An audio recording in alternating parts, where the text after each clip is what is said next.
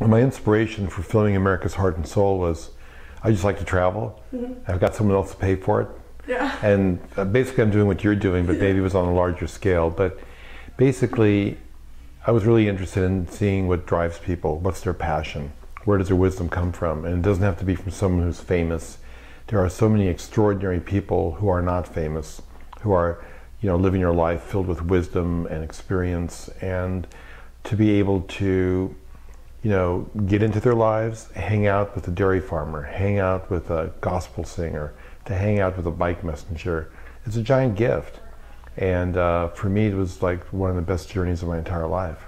And so, when did it happen and how long did it take for you to film? I filmed it around 2000, and it took about a year. And it was kind of interesting because I finished it just before 9/11. And I think there was a certain innocence still out there in America. And after 9/11, I think things kind of changed a little bit, where we became a little bit more cynical and perhaps a little bit more conscious of the outside world. But I love the fact that I think that one of the things that I discovered in my journey was that the landscape shapes people and people shape the landscape. It's a beautiful relationship between the two, and that's what I've always been interested in exploring. And also, I think media tries to homogenize, the culture. Like we all have to listen to the same music, we watch the same TV shows. It's all kind of based on the broadest common denominator, when there are so many people in this country who want to keep their unique culture. You go to like New Orleans or in Louisiana, they're speaking Cajun. They got Cajun music, which comes from the French, and they're eating sausages that are homemade. And not everybody wants to have a McDonald's lifestyle. And if we can keep that diversity and celebrate our differences, I think it makes for a stronger country. Oh, 100%. 100%. So, was there a certain character strength in you that you think helped kind of take you through that experience?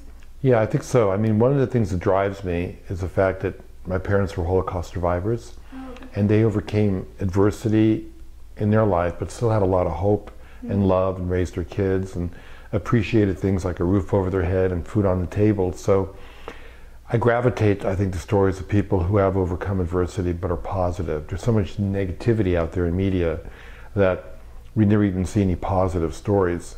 So I love to experience, stories and experiences with people where they have overcome difficulty, yet they still have that resilience to kind of bounce back and be appreciative and grateful for their life. Definitely. And when you were traveling, did you pick up on any, not necessarily just quotes, but advice and lessons for how to live that you would want to share with others? Yeah, there are a lot of great lessons I think I picked up from people. Let's see, I filmed Biker Sherlock, who's like a skateboarder, world champion, street luger. He rips down the hill on these long skateboards, almost at like 80 miles an hour. I almost, killed myself trying to shoot him. But so I asked him, the obvious question is like, well, are you ever scared? Going down the hill, you don't have brakes, you're just going on this long skateboard. And he said, fear causes hesitation, and hesitation makes your worst dreams come true. So, let me say it again. I think it was fear causes hesitation, and hesitation makes your worst fears come true. So here, this is coming from like a long-haired freak, extreme sport guy, which is kind of cool, because I think what he said is a great lesson for business people, for CEOs, Let me think, there are so many great quotes in the film. Come on, hold on a sec. This is just right. It's been so long since I've done this. Let me just glance at some images here and it'll come to me. Oh, go for it. Or was there any unexpected moments? Like, you probably knew going into the film that you were going to encounter things that you couldn't come across in any other way. Right. But was anything completely you were taken aback by? You're like, I had no idea what ended in this situation. Yeah.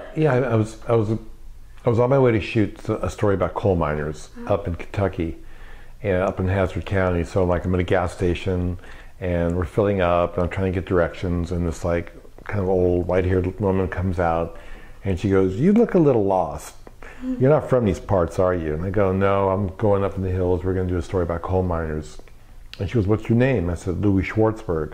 And she goes, "Well, if I were you, going up in them their hills, I'd say your name was McCoy or McClintock." And so she had this incredible kind of sparkle in her eye. And so we kind of bonded a little bit. And then on the way back, I did a story with her. She's a rug weaver. Spent a half a day with her, and she turned out to be one of the best people I encountered on my journey. It wasn't planned. It was completely serendipitous. But she is a mountain woman. She talked about how, if you open up your heart, what you won't find is a heart, but you'll find mountain range with mist hanging in the hills. That's her heart.